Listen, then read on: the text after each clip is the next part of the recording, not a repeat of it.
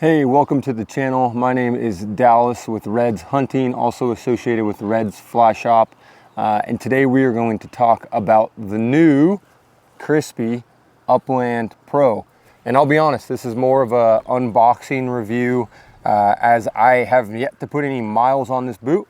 I did purchase a pair. I have worn them around the house. I have walked in some gravel and that is about it. So I am more or less going to talk about what I see right out of the box with this Upland Pro boot. And I'm also going to compare it to some of the boots here that I wore last season and just kind of the pros and cons that I see of the Upland. And we'll jump right into it. The first one that you're going to see right out the box, and some people are going to hate it, some people are going to like it. I personally understand why Crispi did it, so I'm a fan, is a rubber rand, kind of just stops around the toe cap. And what Crispi did here is their thoughts were to reinforce the toe, the area that you tend to smash the most when you're out bird hunting or any sort of hunting. And they stopped the rand at a pretty particular spot, knowing that this shoe is going to bend. And if you'll notice on some of these other boots, at that articulation point or that bend point, when I flex my toe, is where my rand starts to fail. And so Crispi's thought process was, how do I eliminate that? Well, better yet, we'll just remove the rand, and you have that full nubuck leather from Crispi, so you know that you got that full waterproof. We know that this leather, when treated properly, does hold up extremely well, which is great for all of our upland miles that we're doing. It is a very light boot. It comes in at like 1.9 pounds.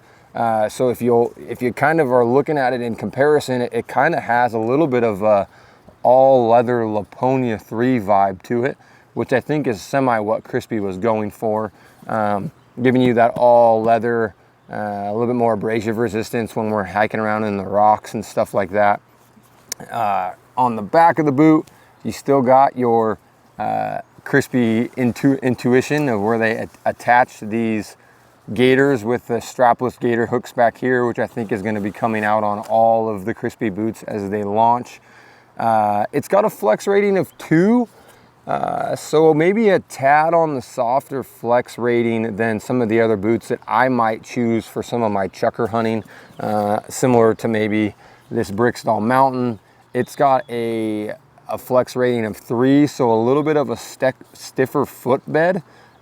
So some of the terrain I find myself chukar hunting in is very steep, especially out here in Washington State, and it's very rocky. Not tiny rock, but big bouldery rock, where having a good footing when you're walking, especially when you're shouldering the gun to take a shot on that covey of chukar that's at your feet. I like having a little bit of a stiffer boot, so I might be picking a Brickstall Mountain for some of those spots that I know I'm going to be side hilling a lot. But I'm pretty excited about this boot for most applications I'm going to find myself wearing. I did get a chance to speak with a friend of mine who got to product test these. He wore them for a whole season. His goal was to wear them for everything, and I will say he had nothing but great things to say. He said for the most part they are a fantastic boot, held up great, no complaints on his end whatsoever. I do think the all leather might be just a touch on the warm side for those early September hunts. Maybe you're chasing sharptail in Montana right when it opens. We know that that can be really, really warm. So the full leather might have some setbacks in the early season stuff, but in terms of late season, it's going to be great. I found myself going to the altitude in a lot of my early season stuff. It's got that 2.5 flex rating, but very good breathability. If you can see, I wore the crap out of these. They had some fail points, but they're still kind of my go-to for that really early season hunting. I don't necessarily find the altitude to have quite the bite that my Brickstall did. So real rocky side hilling, I was going to the Brickstall, more flat open terrain, think sharptails, rolling hills, stuff like that. I was going to the altitude. I do have an old pair of Summits over here. This is the Summit 1, or the original Summit, that I would find myself wearing in Montana. I liked the breathability of these Summits a lot.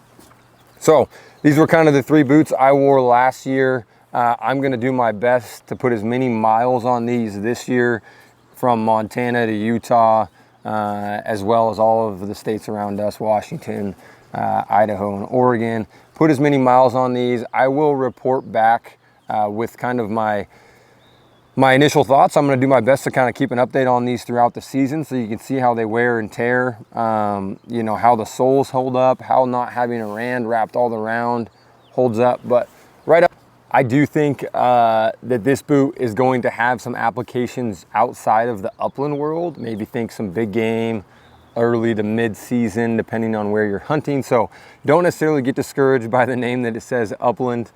Funny story, the first version of this that I saw did say Upland Pro on the side of the boot. And I thought, I really don't think you want to just put Upland, because I do think that this boot is going to have multiple avenues that it can play in.